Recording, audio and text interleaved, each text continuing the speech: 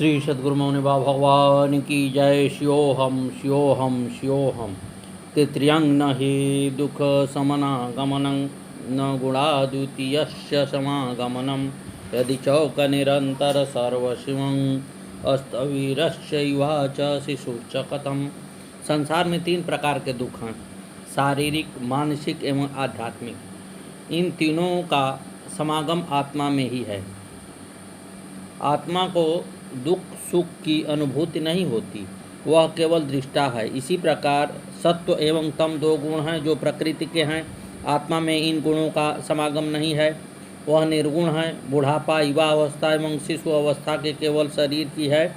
आत्मा में तो तीनों अवस्थाएं नहीं हैं, वह एक ही नित्य सर्व एवं शिव रूप है।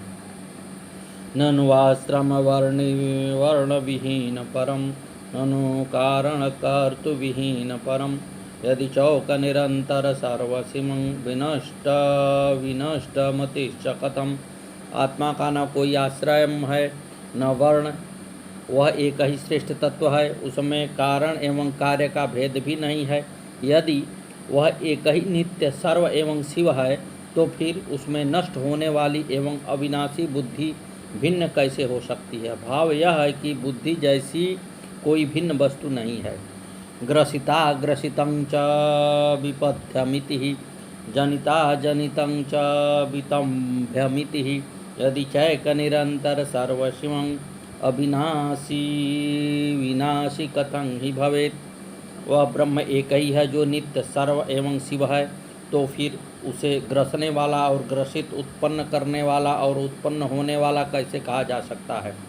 इसी प्रकार उसे अविनाशी एवं विनाशी कहना भी मिथ्या ही है, क्योंकि उसमें कहीं भी द्वैत नहीं है।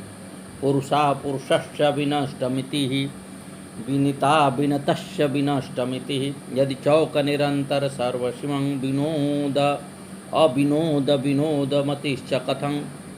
आत्मा एक चेतन तत्व है, उसमें किसी भी प्रकार की भिन्नता नहीं है। वह पुरुष है अथवा अपुरुष, वह स्त्री है अथवा स्त्री नहीं है, इस प्रकार का कोई भाव ही नहीं है। फिर उसमें विनोद और अविनोद की बात कैसे कही जा सकती है, क्योंकि आत्मा एक है, नित्य है, सर्व है एवं शिव रूप है। उसमें द्वैत है ही नहीं, फिर विनोद और अविनोद कैसे हो सकता है। यह तो दो होने पर ही संभव है, एक आत्मा में संभव नहीं है। यदि मोह विषाद विहीन परो यदि संशय शोक विहीन परः यदि चौक निरंतर सर्वशिवं अहमेति ममेति कथं च पुनः। मोह और विषाद, संशय और शोक ये सब मन के धर्म हैं, इसकी वृत्तियां हैं। आत्मा मन से परे एवं एक चेतन तत्व है जिसका इनसे कोई संबंध नहीं है। वह एक ही नित्य सर्व में शिव रूप है। फिर उस एक में मैं और मेरा का कथन कैसे हो सकता है। मैं और मेरा कहने में दो का होना अनिवार्य है। आत्मा में दो है ही नहीं, इसलिए यह कथन संभव नहीं है। सद्गुरुदेव भगवान की जय। श्री मौनी बाबा भगवान नमो नमः। श्री सद्गुरुवे नमः। श्री सद्गुरुवे नमः। श्री सद्गुरुवे नमः। फिर गुरु भगवान ने 2012 में अपनी परम पावन देह का भी त्याग कर दिया। उनको सुल्तानपुर आश्रम पर समाधि दे दी गई। उनकी समाधि के बाद दूसरे रविवार को आश्रम का अल्टरनेटर खराब हो गया। उसको ठीक करवाने को ले जाने के लिए भूपन अपना ऑटो ला रहे थे कि वह रास्ते में पलट गया। इनकी जान तो बच गई, परंतु एक पैर टूट गया। साथ में और भी लड़के थे, परंतु किसी को चोट नहीं आई। इन्होंने टांग का प्लास्टर करवाया और घर खबर नहीं दी, सीधे गुरु जी की पुण्य तिथि के फ्लैक्सी बोर्ड लगवाने चले गए। ये गाड़ी में रहे और लड़कों ने बोर्ड लगवा दिया। फिर ये घर लौट आए। भूपन चारपाई पर लेटे हुए थे, टांग टूटी हुई थी। तभी मौड़ी की पालकी वहाँ से गुजरी। भजन बज रहा था, तेरी याद आ रही है मौनी बाबा, तेरी याद आ रही है मौनी बाबा, तेरी याद आ रही है। भूपन कहते हैं, मेरे अंदर कुछ ऐसा हुआ कि मैं रोने लगा और विचार आया कि गुरुजी मौनी बाबा भगवान की याद में हर माह तीज तिथि के दिन पालकी निकाली जाए।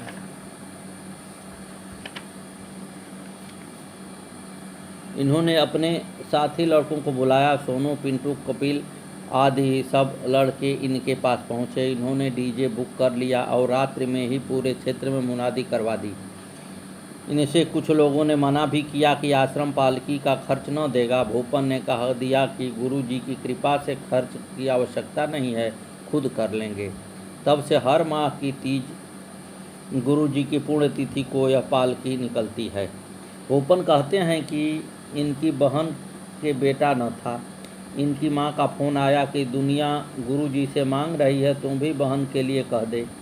उस समय ये गुरुजी के ही पास बैठे हुए थे, अरुण सेठ के घर पर। इन्होंने मौनी बाबा से अर्ज की, गुरुजी हमारी बहन के बच्चे नहीं हैं, वह सब जगह इलाज करवा चुकी है। गुरु भगवान बोले, अरे 10वीं का व्रत कर ले। इन्होंने अपनी बहन को गुरु वचन बता दिया। इसके 1 वर्ष बाद उनके घर पुत्र का जन्म हुआ और वर्षों की आस पूरी हो गई। गुरु भगवान के जिक्र को फिलहाल विराम देते हुए भूपन ने बताया कि मौनी बाबा का बार बार हॉस्पिटल जाने के लिए कहना और अरुण सेठ के घर जाना उन्हें भविष्य में होने वाली घटना का संकेत समझ में आता है। सद्गुरुदेव भगवान को भूत भविष्य सब दिखाई देता था। शायद इसीलिए वे हॉस्पिटल कहकर अरुण के घर जा रहे थे। बाद में अरुण ही उन्हें हॉस्पिटल ले गए, जहां उन्होंने अपनी चिन्मय देह का भी त्याग कर दिया। दूसरों की किस्मत को बदल देने वाले, मृत्यु को भी टालने वाले वे मौनी बाबा भगवान क्या असहाय थे। सब जानते हैं कि इस बाह्य प्रकृति और मानव मात्र की आंतरिक प्रकृति सब पर उनका अधिकार था। उन्होंने तो स्वेच्छा से ही अपनी देह को कब का प्रकृति माँ को सौंप दिया था। एक लंगोटे में ही जाड़ा गर्मी बरसात सहन की। क्या खाना स्वास्थ्य के लिए अच्छा, क्या बुरा, उन्होंने स्वयं के लिए इसका कभी विचार न किया। जो कभी किसी ने दे दिया, उन्होंने भोग लगा लिया। लोगों के रोग, सर्प के विष इत्यादि सबको उन्होंने अपने देह पर से गुजार कर इन्हें रोग मुक्त, विष मुक्त किया। यह देह तो भक्तों के हवाले थी न जाने कब से। केवल सबके कल्याण हेतु वे शरीर की वृद्धावस्था में भी इधर उधर भ्रमण कर रहे थे। जब तक भक्त उनका साथ दे सकते थे उन्होंने दिया, और जब न देने पाए तो उन्हें बहलाने लगे। वे तो सब जानते थे, गाली गलौज करके ही वे भक्तों के कर्म काटते। उन्हें नमन करना और उनकी कृपा को पाना तो सरलतम था, परंतु उन्हें पहचान पाना दुस्तर था। तो जैसे भक्तों ने चाहा, जैसा विधि का लेख था, उन्होंने उसे बिना किसी फेर बदल के स्वीकार कर लिया। एक सन्यासी के नियमानुसार वे आश्रम पर अपनी देह का त्याग करते, ऐसी उनकी इच्छा तो थी, परंतु भक्तों के भाव और प्रेम को उन्होंने अपने नियम से ऊपर हमेशा ही स्थान दिया। अतः उन्होंने वह सब स्वीकार किया जो भी अपने प्रेम बस, भाव या अज्ञानता बस उनके कह लाने वाले हर भक्तों ने उनके साथ किया, उनको दिया। करुणा के धाम, कृपा निधान गुरु भगवान को हम सब बच्चों का सत सत नमन, कोटि कोटि नमन। हमारे सभी अपराधों को वे हमारे परम पिता गुरु भगवान सदा क्षमा करें, वह हम सबका संसार सागर से उद्धार करें। सद्गुरुदेव भगवान की जय। सद्गुरुदेव भगवान मौनी बाबा अपने भक्तों की विशेषता को पहचानते थे। उनकी खूबियों के अनुसार सेवा का मौका देकर उनकी नैया को पार लगाया।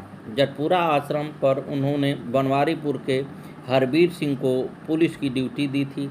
उन्होंने हरबीर सिंह के लिए एक खाकी वर्दी सिलवाई और एक बिल्ला बनवा कर दिया, जिस पर लिखा था मौनी बाबा का पुलिस।